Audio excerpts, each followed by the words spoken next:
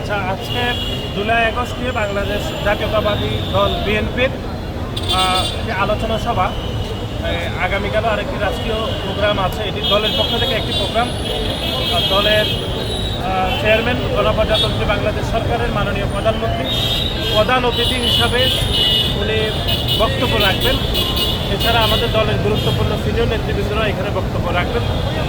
আপনারা জানেন যে গত কয়েকদিন যাবৎ যে এনসিপি যে পদযাত্রা করছে জুলাই আগস্ট উপলক্ষে, তারা পদযাত্রার নাম করে তারা বিভিন্ন অঞ্চলে বাংলাদেশ জাতীয়তাবাদী দল এবং বিএনপির যারা গুরুত্বপূর্ণ সিনিয়র নেতৃবৃন্দ, যারা গণতান্ত্রিক আন্দোলনে নেতৃত্ব দিয়েছিলেন, তাদেরকে উদ্দেশ্য প্রণোদিতভাবে হেয় করার জন্য, সামাজিকভাবে ওনাদেরকে ছোট করার জন্য, বিশেষ করে নাসিরউদ্দিন পাটোয়ারী এনসিপি শীর্ষ নেতা যে অশালীন, কুরুচিপূর্ণ এবং বিভ্রান্তকর বক্তব্য দিচ্ছে, সেটি দ্বারাই প্রমাণিত হয় যে তারা পরিস্থিতিকে জটিল করার জন্য এবং যে একটি সৌহার্দ্যপূর্ণ সম্পর্ক রয়েছে রাজনীতিতে, সেটিকে নষ্ট করার জন্য তারা এরকম বক্তব্য দিচ্ছে।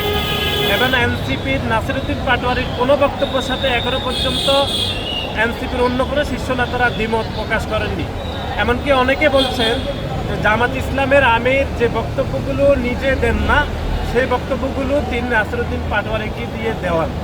এবং আমরা খেয়াল করে দেখেছেন আপনারা যে নাসিরউদ্দিন পাটোয়ারী তার সীমা লঙ্ঘন করেছেন এবং তিনি বলতে বলতে আর কোনো কিছু বাকি রাখেন নাই।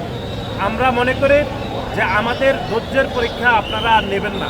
যদি বাংলাদেশ জাতীয়তাবাদী ছাত্রদল মনে করে যে আমাদের ধৈর্য শেষ হয়ে গেছে, তাহলে আমরা মনে করি পরিস্থিতি আরও জটিল হওয়ার সম্ভাবনা রয়েছে। এবং আজকে জগন্নাথ বিশ্ববিদ্যালয়ে ইউজিসির চেয়ারম্যান স্বাভাবিক একটি প্রোগ্রামে গিয়েছিলেন। সেই প্রোগ্রামকে কেন্দ্র করে ছাত্র শিবিরের সন্ত্রাসীরা শুরুতে মব তৈরি করেছে এবং মব তৈরি করে ক্যাম্পাসকে অস্থিতিশীল করার অপচেষ্টা করেছে। সেখানে বাংলাদেশ জাতীয়তাবাদী ছাত্রদল এবং সাধারণ শিক্ষার্থীরা তাদেরকে প্রতিহত করেছে। এবং গতকাল রংপুরে বেগম রোকেয়া বিশ্ববিদ্যালয়ে ছাত্র শিবিরের সন্ত্রাসীরা প্রকাশ্যে অস্ত্র হাতে মহড়া দিয়েছে, কিন্তু আপনারা দেখেছেন বাংলাদেশের সুশীলরা তখন চুপচাপ ছিল এবং জামাত ইসলামের শীর্ষ নেতারা বাহবা দিয়েছেন যে তারা নাকি রংপুর বেগম রোকেয়া বিশ্ববিদ্যালয় দখল করেছে। আমরা এটার তীব্র নিন্দা জানাই।